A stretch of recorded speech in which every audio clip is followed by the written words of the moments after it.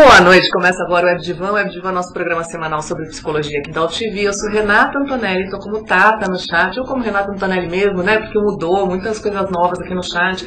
Neto, querido, já tá aqui um beijo pra você, meu querido. Ana, vamos cuidar desses monstros, Ana. Tá aqui um beijão pra você.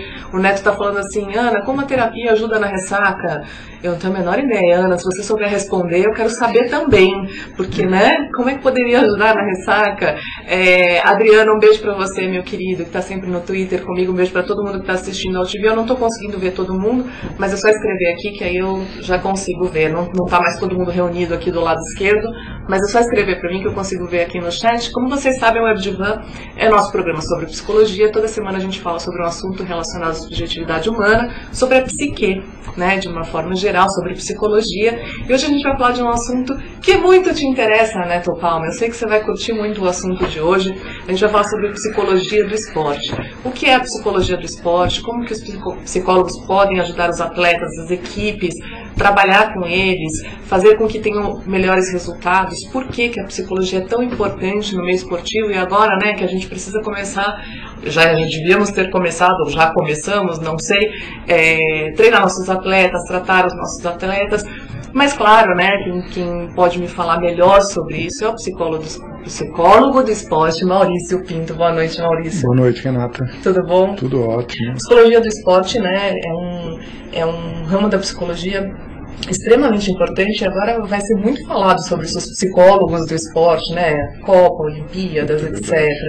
O Maurício, ele é especialista em psicologia do esporte, já atuou como psicólogo do esporte nas Olimpíadas de 2008 e 2011, fazendo adestramento na seletiva. Quando eu li isso, e é também fundador do Centro Paulista de Psicologia do Esporte. Quando eu li adestramento na seletiva, confesso que eu não sei o que é adestramento na seletiva. É uma prova não muito conhecida, aquela do cavalo, que o cavaleiro fica sim, prova de adestramento. Prova de adestramento. Ah, tá. Por que na seletiva? Eu não tinha entendido. Na pré-seleção dos cavaleiros? Primeiro o Brasil precisa classificar para poder ir para a Olimpíada, né? Uhum. E aí foi a primeira vez, em 2008, né? Foi em 2008 que o Brasil conseguiu classificar uma equipe de adestramento. Foi justamente quando nós fizemos o trabalho. E dos 5 atletas classificados, 3 faziam parte da equipe que eu trabalhava. Entendi. Qual é a proposta da psicologia do esporte?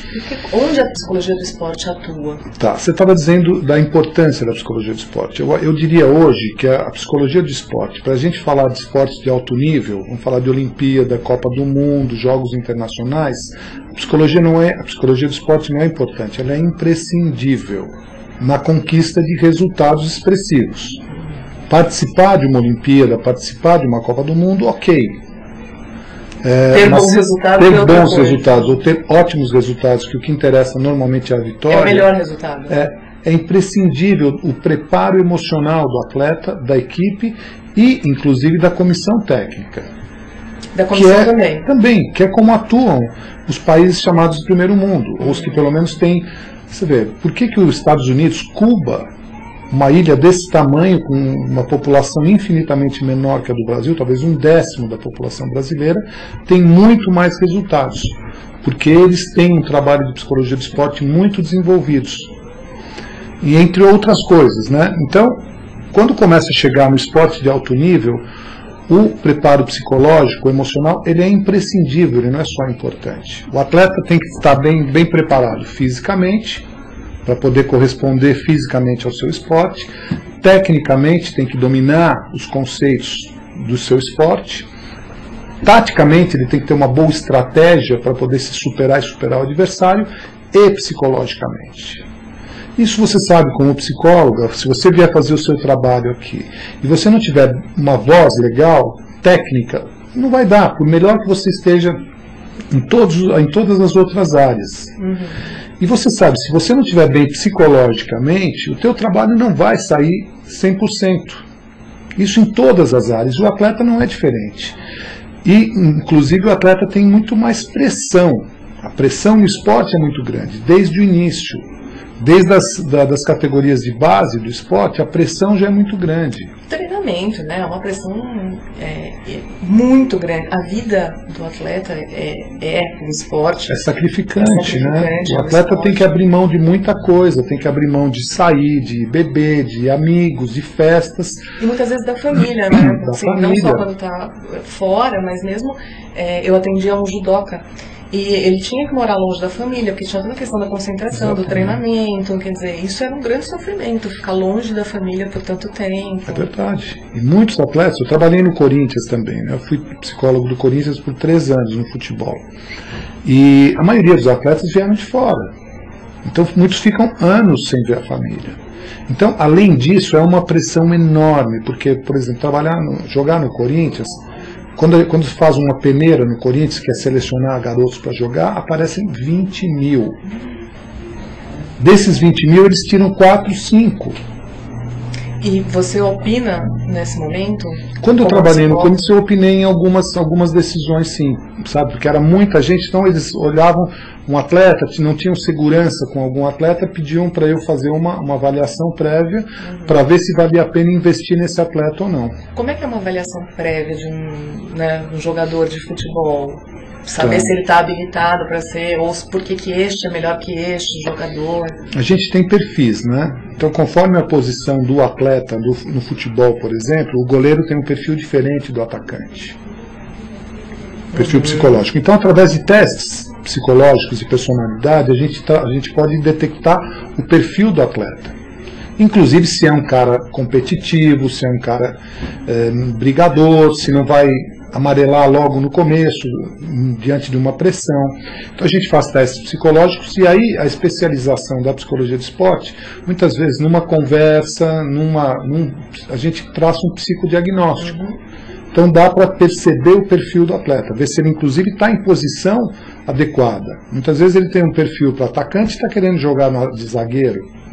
Então a gente ajuda nisso também. Mais agressivo, mais competitivo, não sei. Mais ousado. Né? O atacante tem que ser mais ousado, tem que ser uma pessoa mais que goste de aparecer mais, que goste de improvisar, que seja mais sanguíneo. Inclusive é um dos termos que a gente usa. Ele tem que ser mais sanguíneo, tem que ser mais. E aí sanguíneo para o atacante. O zagueiro, ao contrário, tem que ser um cara mais que gosta de ficar mais quietinho, que não gosta de errar muito, que não se permite erros, que não ouse, não pode ser um cara ousado. Ah, eu sou uma zagueira nata, eu detesto o futebol, sou uma zagueira nata, acabei de descobrir. O que eu faço no campo? Jogar na zaga. Tem que jogar na zaga. O que o zagueiro faz mesmo? É o que defende. Ah, é o que defende, claro. É o que defende. Eu adoro. E fica ali atrás esperando acontecer para resolver. E aí o goleiro tem um perfil diferente, o lateral, então a gente detecta isso e ajuda também nesse trabalho. É um trabalho muito amplo, é bárbaro, e assim o resultado é impressionante. Eu posso afirmar categoricamente que o resultado faz uma diferença brutal. Eu chego a dizer, o presidente falou, eu sou louco, eu sou um gênio. Eu chego a dizer que se eu puder trabalhar na seleção brasileira de futebol, eu garanto praticamente um time invencível. Tem algum psicólogo trabalhando? Não tem, normalmente não tem. Não tem. Eu, infelizmente, assim, hoje ando um pouco desanimado em relação à psicologia do esporte. Por essa falta de reconhecimento, porque nós não temos muitas vezes dirigentes preparados para administrar uma empresa, administrar um time, uma equipe. Peraí, a gente vai para a Copa agora com a seleção brasileira sem um psicólogo do esporte, é isso? Sem um psicólogo do esporte, porque muitas vezes o técnico se julga um psicólogo. Já cansei de ver técnico bater no peito e falar, eu sou o psicólogo da minha equipe. Aí eu pergunto, onde é que você se formou em psicologia? Ah, não me formei, então você me desculpa, você pode ser melhor que eu, mas psicólogo você não pode dizer que você é. Você não passou pelo que eu passei, 5 anos de faculdade, pós-graduação, estudo no exterior, então psicólogo você não é. E o técnico, muitas vezes, ele imagina que a função dele, porque o técnico deveria ser um gerenciador de pessoas, um administrador de pessoas. Só que o brasileiro tem normalmente o perfil, Renata, de querer ser tudo. O brasileiro gosta de fazer tudo. Eu costumo brincar que o americano, um compra a torneira, o outro abre e o outro fecha. O americano, se você pedir para o que fecha abrir, ele vai dizer, putz, olha, ela é uma ótima abridora de torneira, ela abre a torneira super, mas é só o movimento contrário. Não, mas eu sou um ótimo fechador de torneira. E normalmente o trabalho sai adequado, porque cada um faz a sua parte. Para você ter uma ideia, o basquete americano, que é um exemplo de esporte, não dá para a gente negar isso, é um exemplo de esporte mundial. Uma equipe de basquete americano, o basquete são 5 jogadores em quadra. Eles têm uma equipe de psicólogos, cada time tem uma equipe de psicólogos. Eles têm 5 técnicos. O futebol brasileiro, que são 30 jogadores, contando os reservas, mais 11 em campo, é um técnico. E esse técnico quer ser o técnico, normalmente quer ser dirigente, quer comprar jogador, quer vender jogador, quer opinar no trabalho do preparador físico, e muitas vezes ele se julga o psicólogo do time. Eu vou lá, vou dar uns gritos com os jogadores no vestiário e eles vão jogar. E não são, eles não têm esse preparo. Porque no Brasil nem o técnico não tem nem que ter formação de técnico. É uma judiação. Existe uma lei, que eu não sei nem como ficou, se caiu no esquecimento, que os técnicos seriam obrigados a ter faculdade de educação física. Nem isso normalmente eles têm. Então, o técnico normalmente não tem esse preparo. Ele vai, quando eu jogava, o técnico gritava comigo e eu funcionava bem, então eu vou gritar com meus atletas. Quando, na verdade, deveria ser, cada um faz a sua parte. Você imagina que privilégio um técnico como um Bernardinho, que ele tem todo um staff por trás dele, que entrega para ele o atleta inteiro. Fisicamente, ela está mancando ali. Preparador físico, resolve. Fisiologista, fisioterapeuta, resolve. O cara não está bem emocionalmente ou está caindo de rendimento. Psicólogo, resolve. E me devolve o cara inteiro. Não é função do técnico. Agora, isso vai ser uma conquista ao longo do tempo, né? A psicologia dentro dos esportes. Eu não sei se eu espero. Eu não sei se as Olimpíadas pode trazer esse conceito também de equipes bem preparadas, com profissionais, né, multidisciplinares, trabalhando com aquela equipe. Nas Olimpíadas de 2008 e 2011, você trabalhava com essa equipe de adestramento, eles têm o psicólogo sempre? Eu era o psicólogo dessa equipe. Na ocasião me chamaram, chamaram até a gente para fazer uma palestra para os atletas. Chamaram o Zé Roberto, do vôlei, chamaram a Hortência, fazer uma palestra para esses atletas e me chamaram. E por fim os atletas quiseram continuar o trabalho comigo. Então nós fizemos um trabalho preparatório com essa equipe, e eles trabalhando todas essas diferenças, em alguns momentos até a própria psicologia clínica. A pessoa, não estou legal em casa, ou eu não me sinto bem, na hora eu fico nervoso, não consigo me concentrar. Então, a gente tem que fazer esse trabalho. Eu fiz esse trabalho com todos os atletas da equipe, muitas vezes individualmente e depois em grupo. Normalmente, quando é equipe, eu trabalho a equipe junta, os mesmos temas, e o resultado veio. E o Brasil se classificou pela primeira vez em equipe para o adestramento. E os resultados que eu tive no Corinthians foram excelentes. Se buscar no histórico, foi a época que o Corinthians mais revelou jogadores para o time profissional. Então, assim, não é algo acaso. Já tive cases assim de equipe de basquete com 9 derrotas masculina, e o técnico chegou e falou: meu time teve 9 jogos, 9 derrotas. Eu já não sei mais o que fazer.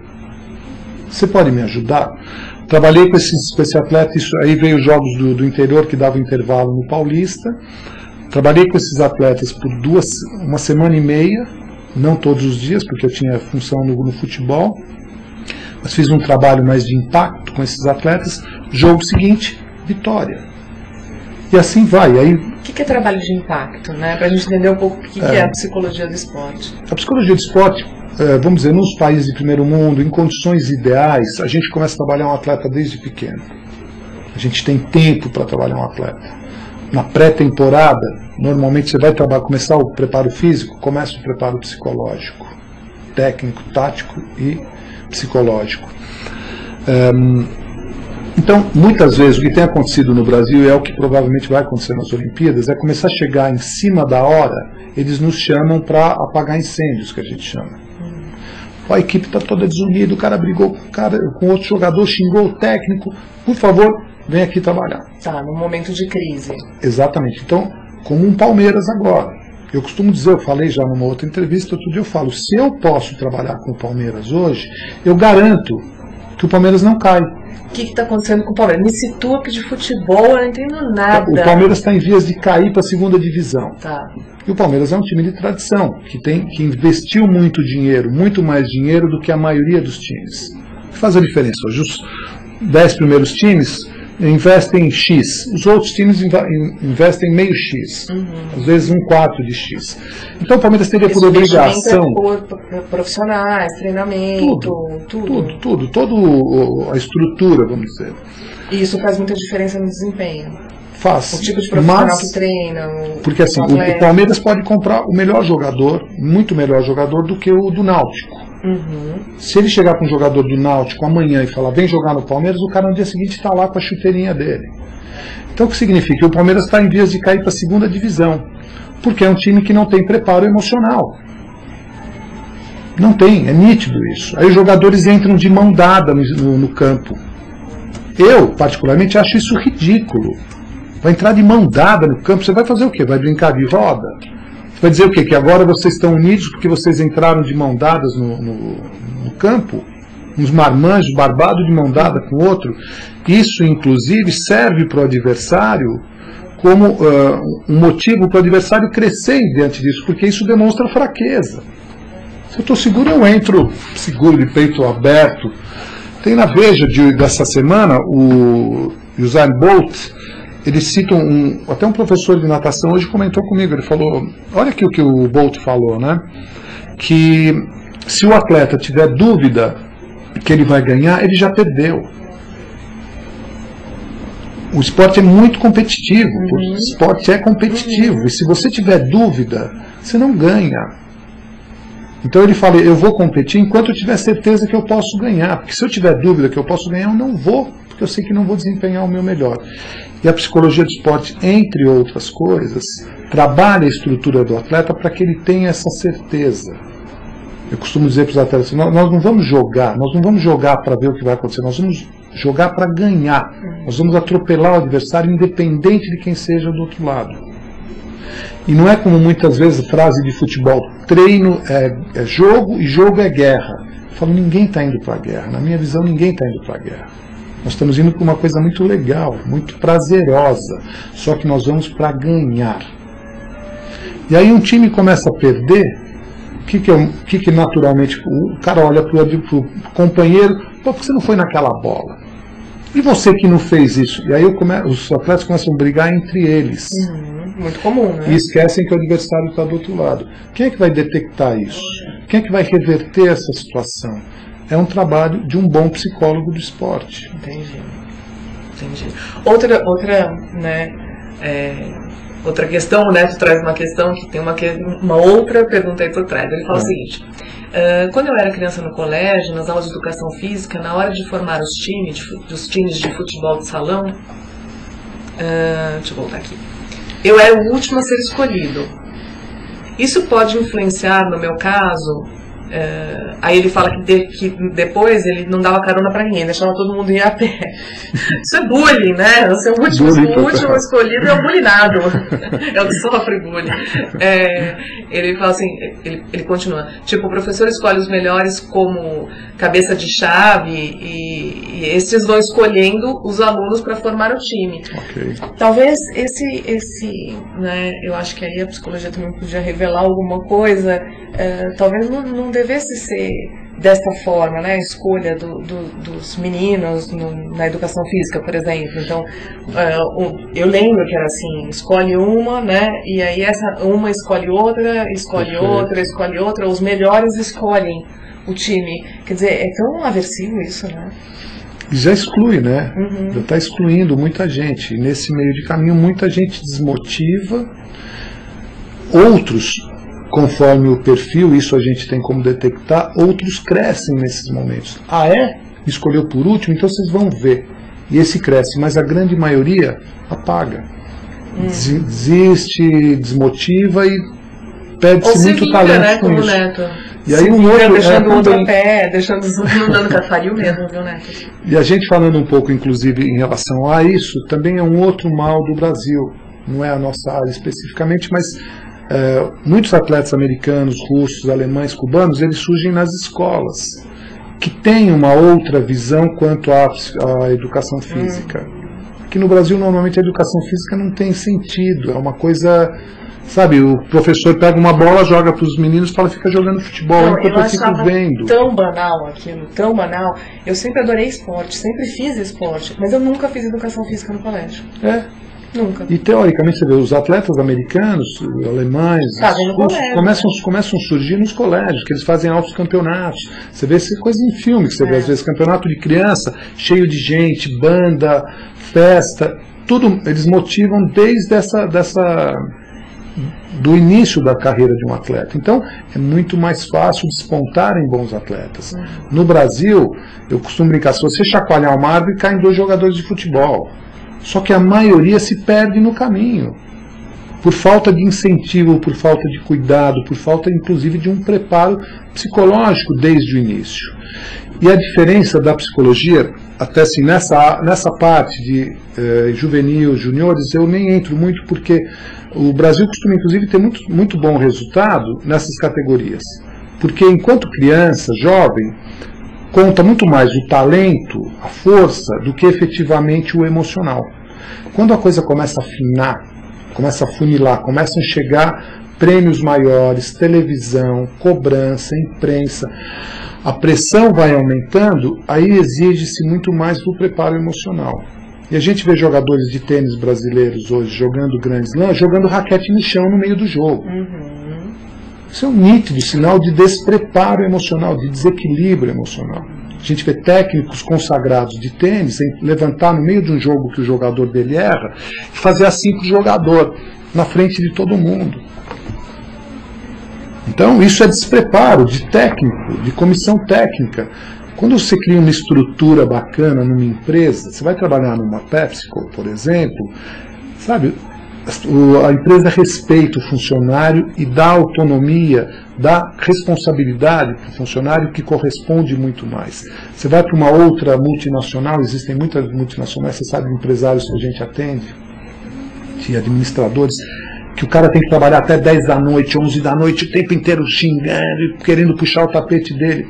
Eles atingem muitas vezes quase o mesmo lugar. Só que o desgaste é infinitamente menor aqui, onde você é respeitado, onde você é valorizado, onde te deixam se manifestar. Então, se você monta um staff, uma equipe, uma comissão técnica que respeite o atleta, que saiba cobrar, mas saiba cobrar da forma certa. Porque tem atleta, isso a gente também detecta no perfil psicológico dos atletas, tem atleta que se você gritar com ele, como eu falei anteriormente, ele cresce. O cara cresce. O outro apaga. Vai do perfil, né? Exatamente. Quando eu falei, eu zagueira, que eu me descobri uma zagueira agora no programa, se gritar comigo, esquece. Eu não ganho força. Exatamente. Né? Eu saio de cena. Então, quando a gente detecta isso, a gente chega. O técnico, mais um privilégio que o técnico pode ter. Maurício, como é que é esse atleta? Como é que eu posso lidar com técnico, ele, né? Com esse aqui você pode apertar, esse aqui você pode cobrar. O líder não é aquele que você acha que fala mais alto, o líder é aquele outro. Existem líderes negativos no futebol hoje, profissional, pessoas consagradas, que quando o time está bem, o cara é bárbaro. É um ótimo líder, mas quando o time começa a perder, o cara se transforma num líder negativo. O que é líder negativo? É o que... Alguns exemplos práticos. É o goleiro que chega para o jogador que erra, ele faz assim na frente da torcida. Tipo, não fui eu, foi você. E aí você está vendendo o teu atleta, você está rebaixando, você está diminuindo o teu companheiro muitas vezes. Né? Você está reclamando da tua equipe. Eu costumo dizer, você está dando um tiro no seu próprio pé. Então é o líder que começa nessa hora, se destempera, começa a gritar com os jogadores e para de ser produtivo. E passa a ser um líder negativo. Quando eu trabalho, tem um jogador que você talvez não conheça, ele chama Betão. Ele está jogando na Rússia há muitos anos. E eu fiz dele um líder. Desde que do início que eu peguei o trabalho dele, fiz dele um líder. Trabalhei-o para ser o líder, o capitão da equipe. O cara se consagrou com isso, nessa condição. Porque ele foi preparado para isso. O que falar, o que não falar, como falar, quando falar. Não adianta ficar gritando mais com o atleta. Tem técnico que fica, às vezes, eu já vi situação de squash, que eu trabalhei um atleta, e ele foi medalha de prata em Winnipeg, quando nós trabalhamos com ele. O técnico dele chegava assim atrás do vidro e falava, calma, calma! Eu falei, cara, como é que você pode pedir calma pro seu atleta desse jeito? Olha como você tá. Como é que o seu atleta olha para você? O que ele vai falar? Como que eu vou ficar calmo se o meu comandante, que está lá fora, está desesperado? Então são pequenas coisas que fazem uma diferença enorme. Né? Mensagens duplas, né? Exatamente. Isso, afinar o comportamento ali dá um bom resultado, né? É Alinhar, então assim, que ele está falando com o tipo de comportamento que ele tem com o atleta. Exatamente, porque ali existe a linguagem não verbal. Não é só o que eu estou te falando, é a forma de, a postura que eu estou. Então, quando a gente ajuda o técnico nesse trabalho também, o trabalho fica muito mais legal. Eu tive experiências com ótimos técnicos no Corinthians também. Eu fiquei 3 anos lá. Eu trabalhei com muitos técnicos. Tiveram técnicos que tiveram a sabedoria, na minha visão, de Maurício, me ajuda. Sabe, eu falo da tua área eu não entendo nada, cara. Mas da minha eu entendo muito. Vamos somar, eu vou te passar um pouco do que eu sei, isso seguramente só vai acrescentar no seu trabalho. E é muito legal quando, sabe, você vê técnicos que têm a sabedoria de reconhecer isso e falar, pô, chamar o time, que nós somos campeões, e falar, olha, eu devo muito disso ao trabalho do Maurício. Se não fosse ele me dar uns toques, porque era um técnico que estava dirigindo o Corinthians e ele morria de medo de perder o emprego. Então o que ele fazia? Ele recuava o time dele, porque ele tinha muito medo de perder. E aí uma coisa que é muito importante, parece muito simples, mas tem que ser muito bem trabalhado para se atingir isso. Você pode jogar para não perder ou você pode jogar para ganhar. Teoricamente você quer a mesma coisa, só que o meio que você está buscando é totalmente diferente. Se você joga para não perder, você joga recuado, com medinho. Com defesa. Se você joga para ganhar, a tua postura é outra, tua condição fica diferente, você vai agredir o adversário, você vai para cima do adversário e você mostra isso no seu rosto. Eu lembro o Edu, hoje ele é diretor de futebol do Corinthians. Ele saiu de um jogo e falou, doutor, ele saiu rindo do vestiário no meio tempo, e eu estava na porta do vestiário, ele veio rindo para mim, eu falei, o que foi, Edu? Ele falou, peraí, chamou o Kleber, que é um outro jogador que está no Internacional, chamou os dois, chamou o Marcelo, falou, Marcelo, fala pro doutor. Eu falei, o que está acontecendo? O Edu falou, Maurício, a gente vê que os caras estão olhando para a gente e eles estão com medo. O que está acontecendo? A gente vê que eles olham para a gente, eles olham para a nossa camisa, eles olham para nós, eles estão com medo. Eu falei, Edu, desce e fala isso pro time no vestiário que nós vamos conversar no intervalo. Eu falei, é isso que nós estamos trabalhando, porque eles percebem que nós viemos para ganhar, nós não viemos para jogar. Nós viemos para ganhar e nós estamos preparados para ganhar. Então você transmite isso. E os jogadores ficaram apavorados e ganhamos esse jogo de 5-1. Era o Fluminense do Rio. Então, faz uma diferença brutal, Renata. Uma pergunta, né, sobre isso do Adriano. Ele fala o seguinte, como superar a derrota quando meu time perde? Não é uma coisa assim tão... Não existe uma receita de bolo tão simples, né? Mas se esse time está preparado psicologicamente, eles já vão ter mecanismos para assimilar e tirar lições dessa situação. Porque o que acontece muitas vezes, as pessoas ficam em cima dos erros, se abatem, se deixam abater, começam a discutir com o companheiro, começam a achar culpados e tentar se isentar, terceirizar a responsabilidade e vão para uma outra partida mais derrotados ainda. O que a gente sugere? A prova de adestramento, por exemplo, é uma prova que o atleta sai de 100. E cada pequena falha que acontece, ele vai perdendo pontos. Então o que eu detectei na equipe inteira? Se eles cometessem uma falha no meio da prova, o cara não conseguia mais sair daquilo e aí vinha uma sequência de erros e eles iam com a nota lá para baixo. Então muitas vezes dentro de uma mesma prova, o atleta tem que ter a estrutura emocional e saber lidar com isso. E aí existe todo um preparo. Eu chego muitas vezes a fazer trabalhos de mentalização, de visualização, onde eu ponho o time numa situação negativa, e aí no trabalho de mentalização, visualização, nós vamos reverter esse resultado. Teve um jogo, eu fiz isso, foi bárbaro, o jogador terminou o jogo e falou, doutor, o senhor é psicólogo ou é bruxo? Eu falei, por quê? Porque eu fiz toda uma simulação mental, com a equipe e deu exatamente aquilo. Tipo, nós fizemos um gol, eles empataram, viraram o jogo e nós, isso tudo mentalmente, nós viramos com mais 2 gols e ganhamos. E foi por acaso exatamente o que aconteceu. Por acaso. Por acaso. Ele veio perguntar, eu falei, é isso, porque nós estávamos condicionados a isso. Eu até fiquei receoso de, falei, preciso tomar um certo cuidado com isso, porque primeiro que não vai dar sempre certo. E depois que o time poderia ter ganho de 5-0 e acabou ganhando de 4-2. Foi 4-2. Então, preciso tomar um pouco de cuidado com isso também. Mas são pequenos flashes do que é o trabalho de um psicólogo. De pegar uma equipe de basquete que a gente começou, nós ganhamos todos, depois que eu comecei a trabalhar essa equipe de 9 jogos, 9 derrotas, nós ganhamos todos os jogos fora e perdemos todos os jogos dentro. Bom, desculpe, o contrário. Ganhamos todos os jogos em casa e perdemos todos os jogos fora. Isso quer dizer alguma coisa, né? Eu tive que fechar o ginásio, foi um outro trabalho de impacto, de choque. Comecei a gritar com os jogadores, tudo ensaiado, teatro, porque só é campeão, Renato, que eu dizia para eles, só é campeão quem joga como campeão, só é campeão quem tem cabeça de campeão. Se você não tem cabeça de campeão, não adianta, você pode ser o melhor jogador do mundo, você não vai atingir seu objetivo. Aí comecei a mostrar o que era ter cabeça de campeão, que eu ia perguntar, o que é ter cabeça de campeão e o que é ter postura de uma equipe campeã. É o atleta que perdeu um pênalti, perdeu uma jogada, perdeu uma partida, como ele pergunta, e chegar um líder atrás e falar, cara, vamos pra cima, sou mais você. A tendência é o quê? Pô, cara, você também perdeu aquele pênalti.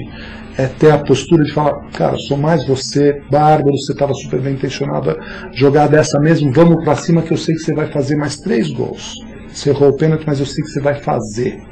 E o cara vai e faz. Isso é o preparo emocional prévio que tem que ter.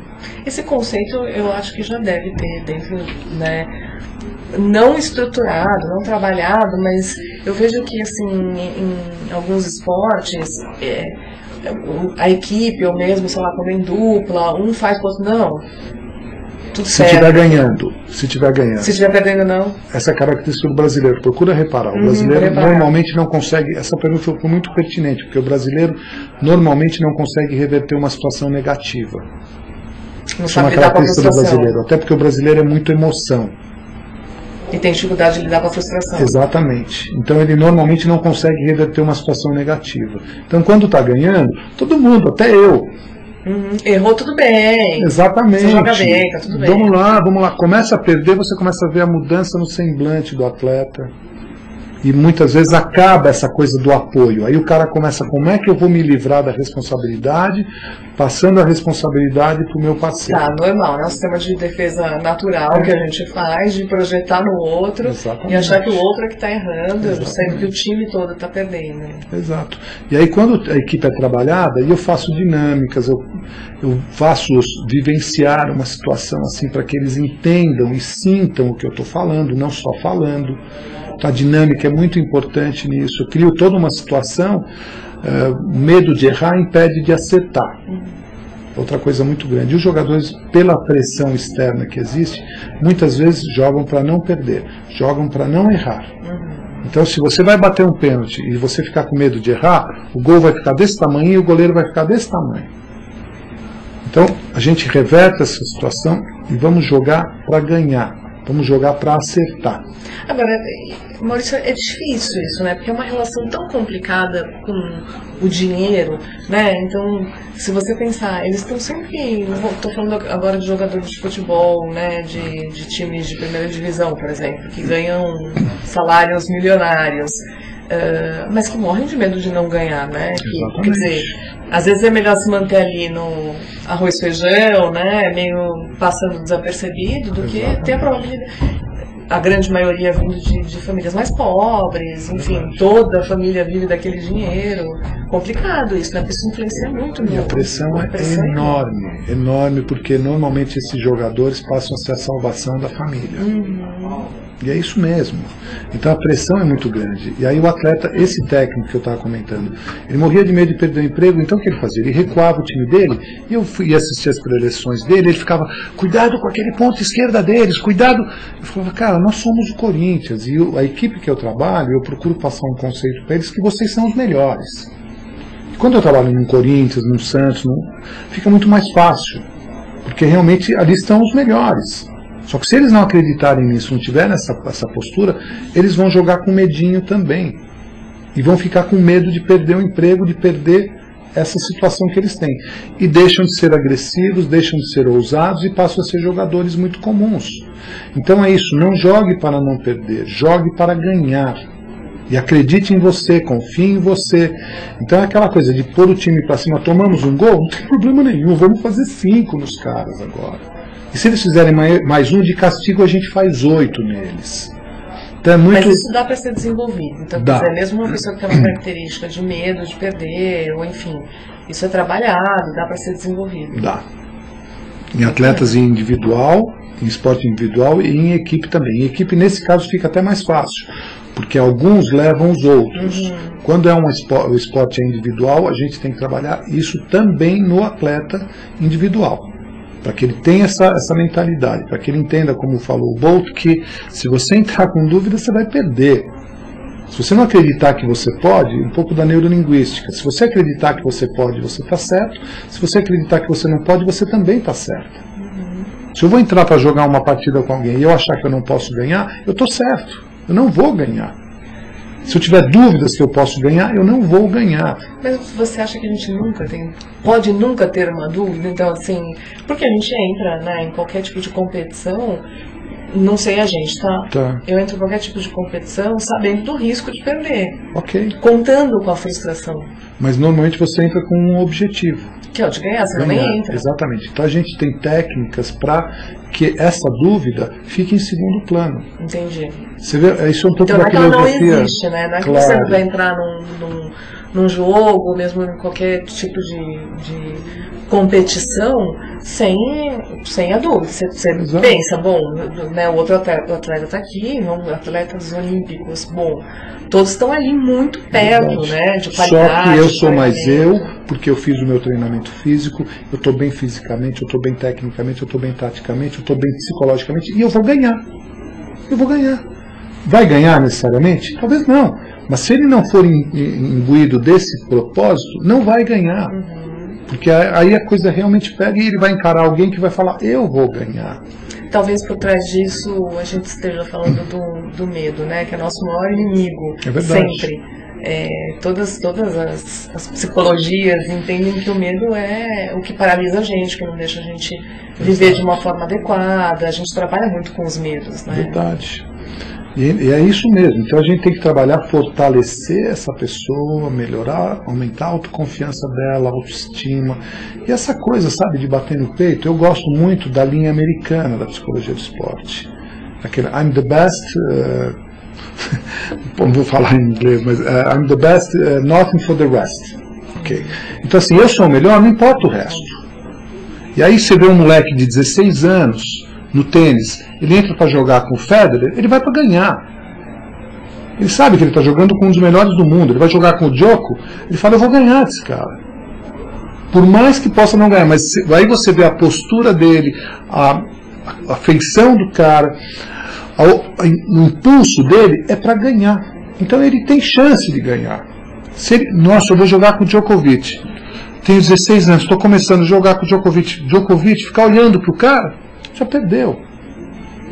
Então a gente vai trabalhando isso através de dinâmicas, a gente faz situações onde a gente mostra para o atleta que ele tem condições de, e se ele não tiver, ele tem que buscar o que está faltando, porque quando eu normalmente trabalho alto nível. Então o que está te faltando? Fisicamente não está correspondendo? Chama o preparador físico, cara, resolve isso. Fisioterapeuta, médico, o que for, porque ele tem que ter todo um staff em volta dele que o permite estar em perfeitas condições. É possível isso? Lógico, são atletas como um Djokovic, como um Nadal, um Federer, no tênis, um Schumacher. Como é que eles conseguem ficar tanto tempo na ponta? Então, eles atingem um grau de excelência, uma confiança, uma segurança na performance deles, que dificilmente perdem. Porque existe uma impressão, né, leiga, de que esses atletas são exceções e que tem muito talento, como se fosse um talento quase que nato.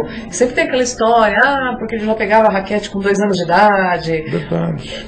Talvez isso seja um pouco floreado também, né? Porque é óbvio que um menino que começa a jogar tênis com 4 anos, com investimento dos pais ali, ou enfim, algum tipo de investimento em preparação física, psíquica, todo tipo de preparação, melhores condições, quadras melhores, raquetes melhores, e cada vez melhor, tempo para treinamento, então quer dizer, investimento. Talvez não seja tão ligado ao talento, ou é?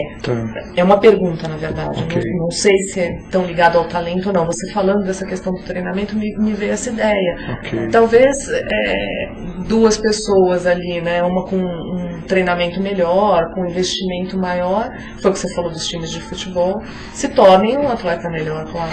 A tendência mas o que acontece? Começa a chegar de novo a alto nível, né? Começa a chegar a um nível de preparação em que todos têm o mesmo preparo. Entendeu? Todos treinam 8 horas. Tem os melhores preparadores. Todos têm os melhores preparadores. Qual vai se destacar? O que tem mais talento? O que tem talento até um certo ponto. A hora que começar a chegar no alto nível, o que tiver equilíbrio emocional também. O que tiver, na verdade, com os 4 pontos bem trabalhados. Porque não adianta ter um ótimo equilíbrio emocional se não tiver técnica, se não dominar a técnica. Se o tenista não tiver um bom backhand, um bom forehand, um bom approach, não adianta. Ele está super bem emocionalmente, está confiante. Então, a partir do princípio que se ele já chegou lá, né, exatamente, o nível que a gente está falando é porque ele já tem essas condições. E aí o preparo emocional vai diferenciar um atleta do outro. Exatamente. Porque o talento todos têm, senão nem chegam até onde chegaram. E aí o preparo emocional é que vai fazer essa diferença. No Brasil, porque quantos atletas internacionais de renome a gente tem? Aí surge um Guga. Existem os superdotados, que a gente chama. Eu, por acaso, também fiz especialização em superdotados, e existem os superdotados, que é um cara que tem uma estrela, tem uma gana que veio do histórico dele. O Guga, por acaso, tem um histórico que o levou a isso. O que é? Vamos então diferenciar, né? Vamos explicar o que é ser superdotado, porque também existe uma imagem de que superdotado é aquele cara que é muito inteligente, de óculos, que faz de matemática de costas. Então, não é só isso. Na época eu fiz parte da Associação Brasileira de Superdotados. Na época nós estávamos desenvolvendo o conceito de superdotação no Brasil. Então, superdotado é qualquer pessoa que em determinada modalidade esteja bem acima da média. Em qualquer coisa. Então, o Pelé era um superdotado, a Hortência era uma superdotada em esporte, existem superdotados para música. Aí tanto faz, se a Hortência teve um treinamento e um preparo emocional que levou ela a chegar a isso. Olhando ela lá naquele patamar, né, de excelência, a gente pode dizer que ela é superdotada. Exatamente. Pelos resultados que ela tem. Porque ela era muito acima da média. Se tem um preparo emocional, um tanto melhor, porque, via de regra, o superdotado é frágil emocionalmente. Principalmente os intelectuais. Por quê? Porque eles ficam muito diferentes da sociedade. É uma criança que a nossa escola hoje, infelizmente, não privilegia superdotados. Eu atendo 4 superdotados no meu consultório hoje, atualmente, de uma escola de Porto Seguro, tem 4 superdotados no meu consultório. E os 4 com problemas. Por quê? Porque a escola não tem, muitas vezes, o preparo para lidar com esse superdotado. O Brasil não tem essa preocupação. Uma das únicas escolas que tem esse preparo, vou fazer até uma propaganda, é o Objetivo, que há muito tempo tem uma visão de pegar os melhores alunos de cada classe e oferecer cursos paralelos, que os motivem a estudar. Porque aquele currículo básico fica muito banal para o superdotado, que tende muitas vezes a desprezar aquilo. E não pode... Porque existia isso, né? Pular uma série. Hoje em dia parece que não pode mais. Nos Estados Unidos tem meninos fazendo faculdade, universidade com 12, 13 anos. Que eles detectam esse talento e falam, vou deixar esse menino fazendo o que aqui? Então, normalmente ele frequenta a escola normal da idade dele e ele é levado muitas vezes para uma universidade para poder assistir aulas. Então tem muita coisa que seria legal mudar. E aí, voltando um pouco, surgem alguns talentos natos. Ayrton Senna, o Ayrton Senna era um exemplo. O Ayrton Senna foi um atleta muito bom, superdotado, mas que a partir de um determinado momento eles deixam de ser brasileiros, eles passam a ser cidadãos do mundo. O cara passa no Brasil de vez em quando, então ele começa a adquirir uma cultura diferente, e normalmente lá fora ele vai entrar em contato com o preparo emocional também. O Guga a mesma coisa, o Guga passou a ser um cidadão do mundo, e aí sim ele consegue toda a estrutura para se manter onde chegou. Porque você acha que nós não temos outros Gugas? Então, por exemplo, no tênis brasileiro, nas categorias infantis, juvenis, o Brasil costuma ganhar um monte de torneios. Está cheio de primeiro do mundo aí, juvenil, infantil, brasileiro. Começa a chegar naquela fase que eu te falei, que aí a pressão aumenta muito, o funil vai diminuindo, que aí entra a necessidade do preparo emocional, que normalmente o brasileiro despreza. E aí é onde se perdem muitos talentos, muitos talentos. Aí chega numa Olimpíada, você tem que ficar rezando para um, dois atletas trazerem uma medalha. Eu acho isso ridículo, eu acho isso, me dá dó. Sabe, eu olho o Brasil com o potencial que tem, eu falo, as pessoas vibrando porque ganhou uma medalha de prata. Eu falo, o que é isso, gente? Com a estrutura que nós temos, com o tamanho do nosso país, com a diversidade da população, a gente tem que ficar vibrando com uma medalha de prata. Aí sai no jornal, na primeira capa, medalha de prata, o cara vai lá e chora com a medalha na mão. Pô, aí os russos vão lá e os americanos, os alemães, os cubanos, 30 medalhas de ouro, e o Brasil vibrando com 5 medalhas de prata. Aí a pessoa vem, desfila em carro aberto. Tudo bem, merece essa pessoa, porque é um herói muitas vezes, que teve que sozinho se superar. E normalmente o que acontece? Você vê o Cielo foi uma decepção na última Olimpíada. Ela está cansado, não tinha preparo emocional. O Cielo não teve preparo emocional. E como você acha que a gente pode mudar isso, né? Levar a psicologia para dentro do esporte de uma forma mais efetiva, de uma forma melhor, né? Porque não existe quase no Brasil. É verdade. Existem bons profissionais no Brasil na área da psicologia do esporte, mas é aquilo que eu falo, a gente acaba desanimando. Hoje eu trabalho em consultório, eu fico praticamente o dia inteiro atendendo, então para eu sair do meu consultório, para ir fazer um trabalho de psicologia do esporte, hoje tem que valer muito a pena. Então tá, o investimento na psicologia do esporte é baixo, por isso que a gente não sai de dentro do Exatamente, consultório, mais do que a gente trabalhar com uma equipe. Daí eu chegar num clube de futebol e ter que explicar para um dirigente de futebol que a equipe, o clube deveria ser administrado não com o coração só, mas também com a razão, e que existe um mundo além do Brasil, que existem exemplos para serem seguidos fora do Brasil. Eu já ouvi de dirigente de futebol, eu falei, eu posso ir para a Europa, eu visito o Manchester, o Arsenal, o Barcelona, e eu vejo o que eles estão fazendo lá para trazer para cá. Juro por Deus, Renato, o dirigente olhou para a minha cara e falou assim, o que esses caras, com essas palavras, o que esses caras têm para ensinar para a gente? Nossa. Eu fiquei olhando para ele assim, eu olhei e falei, vamos almoçar? Ele, como assim? Eu falei, vamos almoçar. Eu vou discutir o que com uma pessoa dessa? É um dirigente esportivo de alto cargo no futebol brasileiro. Então, muitas vezes, começa lá de cima. Dirigentes que administram o clube com paixão. Que falam, não, que no meu tempo, quando eu jogava, a gente dava uns gritos com os jogadores e eles rendiam. Que foi o que você falou, quer dizer, foram treinados assim, não tiveram também. Ou a gente começa a mudar isso, ou os próximos também vão ser os jogadores de hoje que vão treinar do mesmo jeito os próximos jogadores, quer dizer, ou a psicologia entra de uma forma mais efetiva nisso, ou vai continuar tudo a mesma coisa. É verdade. E aí o Brasil tem esses resultados que tem, é o que eu falo, você tem que ficar rezando por uma medalha de bronze.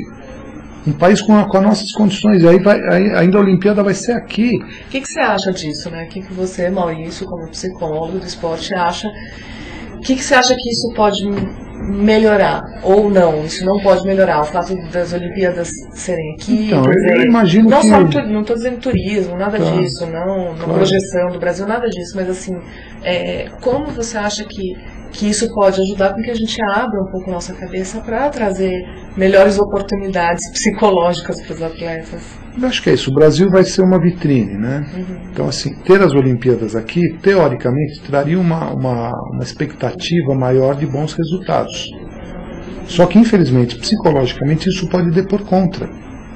O cara jogando, competindo em Londres, está o técnico dele, duas, três pessoas do staff dele lá. Aqui vai estar a mãe, o pai, muitas vezes na arquibancada. Isso pesa demais. Né? Pesa demais. Se o atleta não tem estrutura emocional, erra uma bola e olha para o pai. Vê o pai assim, pronto, o cara descontrola, não consegue fazer mais nada. O peso de estar no seu próprio país é... Exatamente. Então, o que eu imagino, sabe, seria momento de começar a pensar nisso e aprender um pouco com o que existe lá fora. Por que o americano tem esses resultados? Porque eles são mais bonitos, eles são mais fortes, eles são mais inteligentes? Não é isso. O que eles fazem de diferente? Vamos olhar um pouco? Vamos aprender? Parar de olhar só para o próprio umbigo e imaginar que nós somos superpoderosos e não somos? Por que Cuba tem esses resultados? Porque eles investem na psicologia do esporte há muitos anos e o resultado vem. Então seria justamente, sabe, ter a sabedoria de abrir a porta para profissionais. Eu perdi um pouco da paciência de ter que ir procurar um dirigente de futebol e falar para ele, cara, olha, meu trabalho é esse. Ter que convencer alguém de uma coisa, às vezes, tão óbvia. Já houve caso de eu convencer o presidente de um clube, o gerente de futebol de um clube e o técnico dizer não. Nossa. Então, na minha cabeça, já não consigo conceder. Se eu sou presidente de uma empresa, de um clube, e eu indico você para trabalhar ali embaixo, e alguém fala, não, a Renata, não, eu vou falar, peraí, o que você viu que eu não vi? Como é que ela me convenceu e não te convenceu? Agora, um grande exemplo dessa necessidade não foi o que aconteceu com o Ronaldinho também, na Copa? Foi também, exatamente. Quer dizer, eu acho que aí ficou muito claro a falta de... É que assim, surgem várias histórias, né? É verdade. Não sei se era falta mesmo de preparo emocional, parecia. Também, a reação final foi total falta de preparação emocional. A pessoa tem um ataque de pânico, parece que foi o que foi, você sabe que em consultório isso é falta de preparo emocional. Claro, existiram tantos outros fatores que podem ter influenciado e interferido nisso. Como o quê? Eu não sei, as coisas que contam lá, de sair de família, de um mau clima lá dentro, alguma coisa que possa ter acontecido. Você acha possível, é uma pergunta bem indiscreta, possível ter sido jogo, sei lá, isso é um comentário, né, que não era para o Brasil ganhar mesmo e rolava dinheiro nisso? Prefiro acreditar que não. Que engraçado, você respondeu exatamente o que eu penso. Sim, eu prefiro acreditar que não, mas eu tenho a dúvida. Né? Eu também não posso tomar dúvida, né? Não, exatamente, mas eu prefiro acreditar que não. Porque, sei lá, então tem gente que acha que atleta entrega jogo. Eu falo, o cara ele não foi preparado para isso, não foi nem treinado para isso. Eu vou perguntar para o Ronaldinho, vou contar para vocês e vou contar para você, Maurício. Eu vou perguntar para ele, vou perguntar o que aconteceu com você. Imagina, deve estar cansado de responder. Eu falo que era verdade. Que era verdade. A gente fala em off. Em off, depois eu conto aqui, conto pra você, tá super em off, né? Eu não posso fazer você não conta em off, depois eu conto pra todo mundo. Maurício, muito legal o seu trabalho, espero que a gente tenha cada vez mais espaço para a psicologia do esporte. Eu também. Quero que você volte aqui pra gente ter esse espaço para a psicologia do esporte. Muito obrigada pela sua participação. Obrigado a você, muito prazer, Renata. Prazer foi meu. Muito obrigada para todo mundo que participou do Web Divan. O Web Divan volta sexta-feira que vem às 21 horas ao vivo. Beijos.